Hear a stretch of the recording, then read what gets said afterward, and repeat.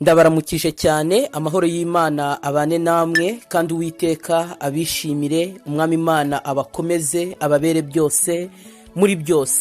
Rero nshuti bavandimwe bene data, ndanezerewe muri iki gitondo, ndanezerewe muri aka kanya, mfite ibyishimo byinshi ku mutima wanjye, ariko ikinejeje kirenze ibindi byose nuko muri aka kanya tugiye gusangirira hamwe, nuko muri aka kanya tugiye kurebera hamwe ijambo ry'Imana. Tugiye kuganirira hamwe amagambo atari menshi, nahaye umutwe uvuga ngo ntukihorere. Mbese ni ukubera iki twahisemo kuvuga kuri aya magambo? Mbese ni ukubera iki twahisemo kuba aya magambo twayaha uyu mutwe uvuga ngo ntukihorere? Mureke twicishije bugufi, twubahe Imana, dusenge kugira ngo Mwuka Wera aze kuba ari we utuyobora, ntaba ari njye kandi namwe ntabe ari mwe, ahubwo izina ry'Imana rihabwe icyubahiro. Data mwiza, byiringiro bizima, soko y'amahoro, turagushimiye, habwa icyubahiro. Kandi Uwiteka turakwinginze kugira ngo Mwuka Wera atumanukire, kuko ijambo ryawe ritwereka yuko ngo bazagira amahirwe, bazaba abahiriwe ubwo Mwuka Wera azabamanukira, ngo niwe ngo uzababashisha gusobanukirwa ububi bwabo ndetse n'ibyaha byabo. Data mwiza, twunganire, tumanurire Mwuka Wera kugira ngo twisobanukirwe. Muri aka kanya twe tugiye gutambutsa iri jambo, turi abanyabyaha, ntabwo tuboneye imbere yawe Data, nta nubwo byari bikwiye yuko twavuga iby'izina ryawe, ariko ineza yawe n'urukundo rwawe mwami biratwemereye. Ni ukuri ntaba ari twe, ahubwo izina ryawe rihabwa icyubahiro. Data mwiza, n'abateze amatwi n'abakurikiye nabo ntaba ari bo, ahubwo bagirire neza. Iri jambo rigiye gutambukira ahangaha mwami Imana, ntirice mu gutwi kumwe ngo rihinguke mu kundi, ahubwo rizatubere impamba n'urwego bizatugeza mu bwami bwawe. Bana natwe muri byose, Uwiteka amavi agupfukamiye hirya no hino, Uwiteka mwami Imana uyagirire neza, uyasange, uyasure, uhezagire imitima y'abakwifuza ibikwiye mwami Imana, ibyatuma Data uhabwa icyubahiro mu isi no mu ijuru, natwe tugakomeza kwitwa abana bawe. Biduhane n'abakwambaza mu izina rya Yesu, amen. Rero bavandimwe, nari ndimo mbabwira ngo tugiye kuganirira hamwe, tugiye kurebera hamwe amagambo twahaye umutwe uvuga ngo ntukihorere. Nge ndi Hakizimana Seti, mfatanyije na mwene data, mfatanyije na mushiki wanjye, mfatanyije n'umujakazi w'Imana muri aka kanya Husina. Muri aka kanya turi kumwe nawe, reka nawe muhe umwanya abibwire. Ndabashimiye, nifuje guterana namwe uyu munsi. Ku izina ryanjye nitwa Uwera Husina, nkaba nifuje ko uyu munsi dushobora gusangira ibyiza by'Imana. Muri aka kanya dushobora kuba turi imbere, ariko ejo ntituzaboneka, ariko reka mumfashe kuvuga ubutumwa kugira ngo izina ry'Imana rikomeze guhabwa icyubahiro. Murakoze. Ni ukuri Imana nishimwe kandi Imana nihabwe icyubahiro kubw'uyu mwene data wemeye kubana natwe. Imana imugirire neza. Rero umutwe w'amagambo yacu uyu munsi uravuga ngo ntitukagenze gute? Ntitukihorere. Ntukihorere, nimukihorere. Imana ihereza Mose amategeko 10 yayo uko yarayamuhaye. Yari amategeko yavugaga ngo ntimukagire ibi, ntimukagire ibi, ntitukibe, ntitukice, ntitugasambane, ntitugakora iki. Ariko na mbere burya, nubwo bitari biziguye, umwana w'umuntu yari afite uburyo ki abana n'undi. Na nyuma y'amategeko y'Imana, umwana w'umuntu hari andi mategeko yagiye asa n'ushyiraho, amategeko yitwa y'imigenzo. Amategeko yaje abangamira y'iki? Ay'Imana. Hagati y'umwana w'umuntu n'undi hari andi mategeko, yandi mwumvaga ngo umuntu ngo nakubwira ikintu kibi, nakugirira nabi nawe umwiture, ngo ijisho rihorerwe irindi, iryinyo rihorerwe irindi. Ayo yari amategeko y'iki? Y'imigenzo.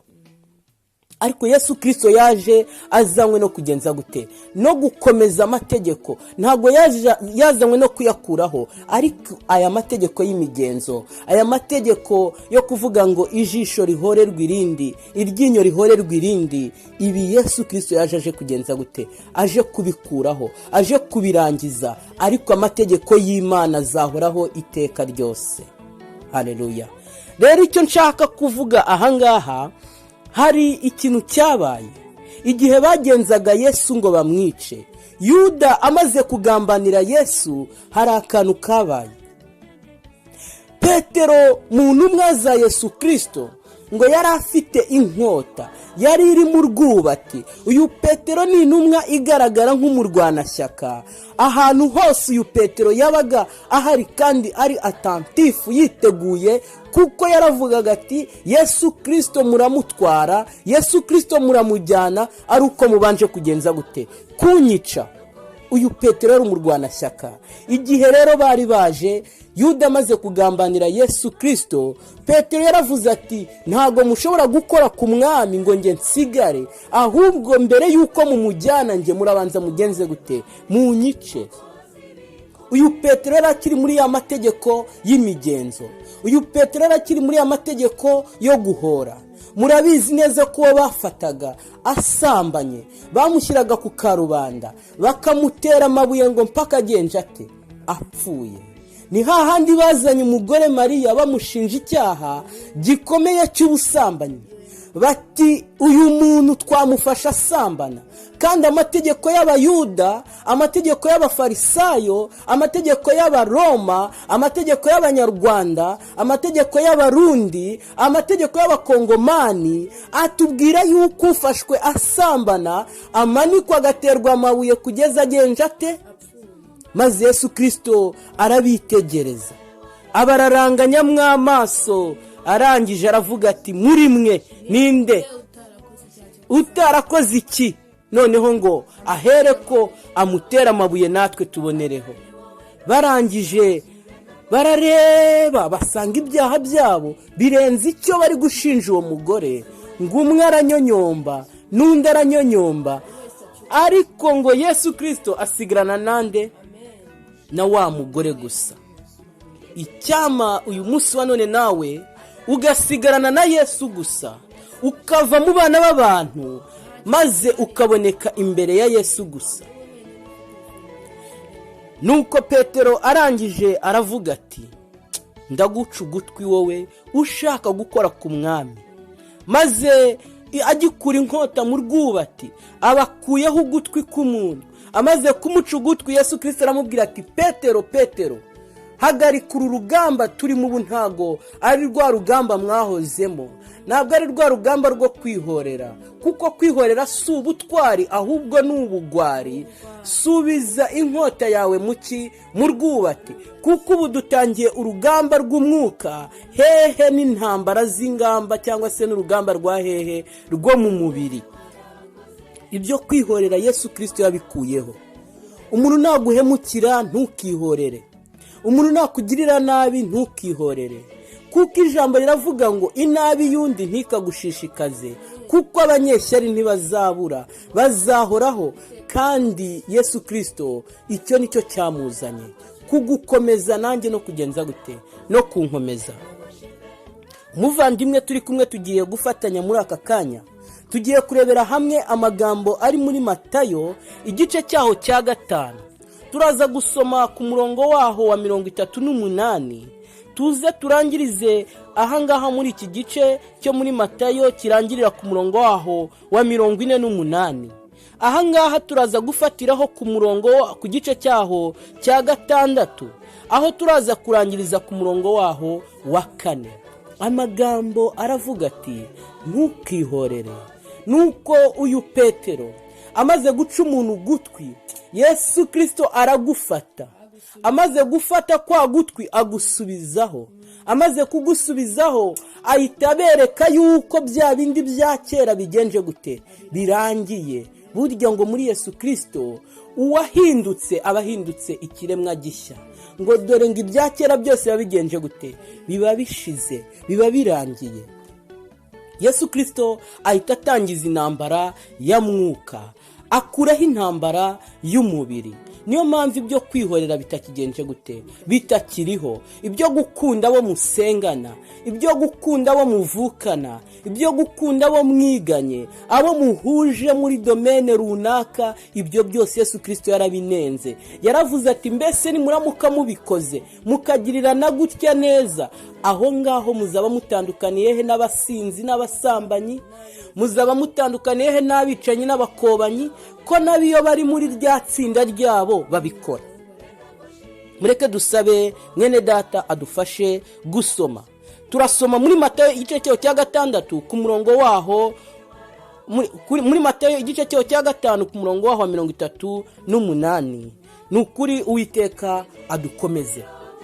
nuko dufatanye gusoma ijambo ry'Imana dusanga muri Matayo igice cya 5:38.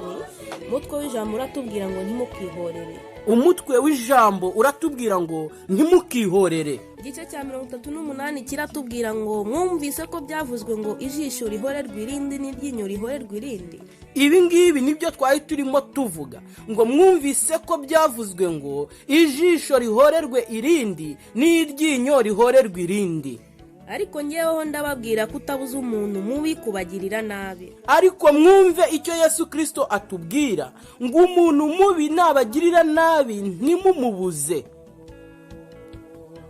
Ugukubisa urushyi mu musaya w'iburyo umuhindurire no mu w'ubumoso. Ibyo ni byo Yesu Kristo adusaba. Umuntu nashaka kukuburanya ngo agutware ikanzu yawe umuhe n'umwitero. Mwumve ibyo Yesu Kristo atubwira. Agutegetse kujyana nawe mu gikingi kimwe umujyane no mu cya kabiri. Umuntu nagutegeka kumujyana mu gikingi kimwe, aho wororeye umureke, nuba ariho umujyana gusa, ahubwo umurengerezeho umujyane no mu gikingi cya kangahe, cya kabiri. Ukwaka umuhe kandi ukwaka umuhe ntumwerekeze umugongo, kandi ushaka kugutira ntumutere umugongo, ntumwirengagize nawe umuhe. Igice cya 43 kiratubwira ngo mwumvise ko byavuzwe ngo ukunde mugenzi wawe wanga umwanzi wawe. Uko nguko niko amategeko y'imigenzo yari ameze. Umuntu yakundaga umukunda, umuntu yakundaga umufasha, umuntu yafashanyaga n'uwo ategerejeho ubufasha. Ariko Yesu Kristo yaravuze ngo nimugirire neza abantu nimuzitege yuko bazagenza gute, bazayibitura. Twakomeje. Ariko ngeweho ndababwira nti mukunda abanzi banyu musabira babarenganya. Ariko ngeweho ndababwira ni mukunde babandi babazengereje, mukunde babandi babasahuye, mukunde abanzi banyu. Nibwo muzaba abana baso wo mwijuru. Nibwo muzaba abana baso wo mwijuru. Nibwo muzaba abana baso wo mwijuru.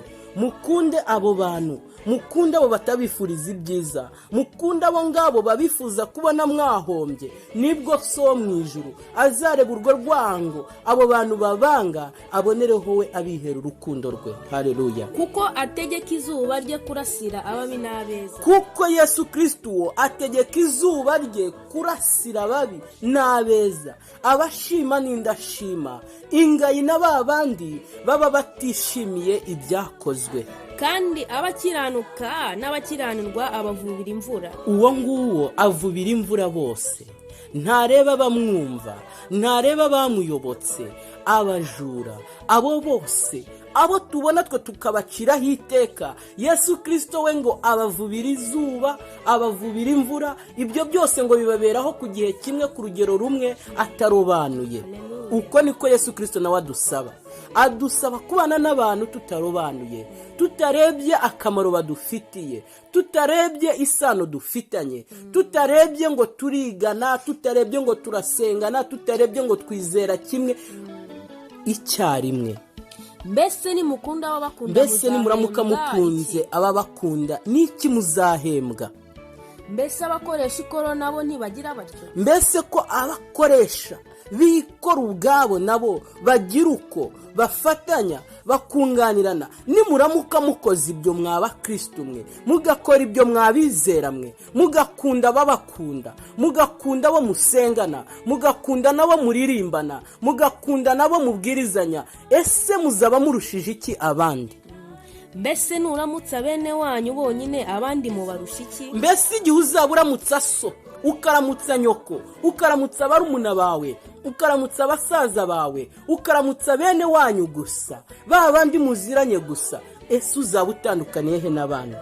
mbese abapagani nabo ntibagira batyo? ko n'abapagani ubwabo babajura, a gang of thieves, ba bandi babicanyi, ba bandi ko nabiyo bari kumwe ubwabo bari kugambana, baba bari mu gakundi kabo, mwe muzaba mutandukaniye he nabo? namwe mube mukiranutse nk'uko so wo mu ijuru akiranuka. namwe mukora ibyiza kandi mubikore muharanira gukiranuka nk'uko so wo mu ijuru akiranuka. Igice cya 6 kiratubwira ngo mwirinde ntimugakorere ibyiza byanyu imbere y'abantu kugira ngo babarebe. Haleluya.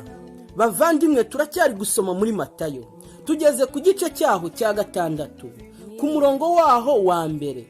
Ho haratubwira ngo twirinde nitugakorera ibyiza byacu imbere y'amaso y'iki, y'abana b'abantu, kugira ngo batagenza gute, ngo baturebe, kugira ngo tubiyereke, tubiperezenteho. Burya ushobora gukora ikintu ukibwira yuko Imana yacyakiriye, ariko Imana ntabwo yakira icyo wakoze, ahubwo yakira ikiri mu mutima. Nimba ugiye kuma ikintu ukavuga ati ese ubundi ndakimuhera iki, ese ubundi ndamuha iby'iki, niba ari umuntu ugiye gufasha ese ubundi ndamufashiriza iki, iriya ndashima, iriya ngayi, Imana ntabwo iha agaciro bya bindi watanze, ahubwo bimwe bikurimo n'ibyo Imana ireba. Wa mutima watanganye niwe Imana ireba. Niyo yaba amafaranga angana iki, ukayatanga muri wowe harimo kwiganyira no kwivuma no kwituka, icyo Imana iha agaciro ni wa mutima watanze. Ibyo watanze ibyo ntabwo bireba Imana, aho urahombye, ariko uha yarungutse, kuko we ntazi agaciro umuhanye ibyo ugenje gute umuhaye. Dukomeze. kuko nimugira mutyo ari nta ngororano muzagororerwa na so wo mu ijuru. kuko nimuramuka mukoze ibyo, mukabikora kwiperezanta, mukabikorera kwiyerekana, mukabikorera kwihimbaza, ndababwiza ukuri ko nta ngororano muzigera mubona mu bwami bwa hehe bwo mu ijuru. Igice cya 2 kiratubwira ngo ahubwo nugira ubuntu ntukavuze ihembe imbere yawe nk'uko ndyarya zigira mu masinagogi no mu nzira ngo bashimwe n'abantu. Aho ngaho turacyari muri Matayo igice cyaho cya 6 ku murongo waho wa 2 ngo ahubwo nugira ubuntu ntukavugirize ihembe imbere yawe nk'uko indyarya zigira mu masinagogi no mu nzira ngo bashimwe. Nugira neza muvandimwe, ujye utuza, uceceke. Dukomeze. Ndababwira ukuri yuko bamaze kugororwa ingororano zabo. Ndababwiza ukuri yuko abakora ibyo kugira ngo bishimishe bamaze kubona ingororano zabo. Ahubwo weho nugira ubuntu ukuboko kwawe k'ubumoso kwe kumenya icyo ukw'iburyo gukora. Ibyo ni byo Uwiteka dushakaho. Ahubwo ugira ubuntu bwawe wiherereye, nuko so ureba ibyiherereye azakugororera. Haleluya. Bavandimwe bene data, ndagira ngo mbasabe, ndagira ngo mbararike, mureke tuvugurure imikorere yacu, mureke tuvugurure intekerezo zacu, twe kwihorera. N'igihe dutanze ntitukavuze ifirimbi, n'igihe dutanze ntitukavuge ngo nitwe tubeshejeho abantu. Na nyuma y'igikorwa cyawe umuntu yabaho, na mbere y'igikorwa cyawe umuntu yarariho. Nta kintu wakora, nta kintu watanga kugira ngo ubesheho umuntu. Birashoboka ko wenda cya kindi wakora gishobora gutuma hari ikintu cyafasha umuntu, ariko ntushobora kubeshaho umuntu. Amafaranga wamuha ntiyamubeshaho, imyenda waha umuntu ntiyamubeshaho. Nta kintu n'iki na kimwe wakora kugira ngo umuntu abeho. N'ubufasha, ariko nufasha ukabikora, ujye ureka Imana aba ariyo isobanura ibyo wakoze. Ujye ureka Imana aba ariyo ibasha kumenya agaciro k'ibyo watanze, kuko ngo ireba ibihishwe ngo nibwo uzagororerwa. Icyo twabifuriza natwe twifuriza nuko Umwami Yesu Kristo yabasura, nuko Umwami Yesu Kristo yadusura, akatwambika imbaraga nzima, akadukuramo umutima w'ubwibone na kamere. Uwiteka abagirire neza, adukomezanye, atubere byose muri byose. Nibyo nabasabira nanjye nisabira mu izina rya Yesu. Amen.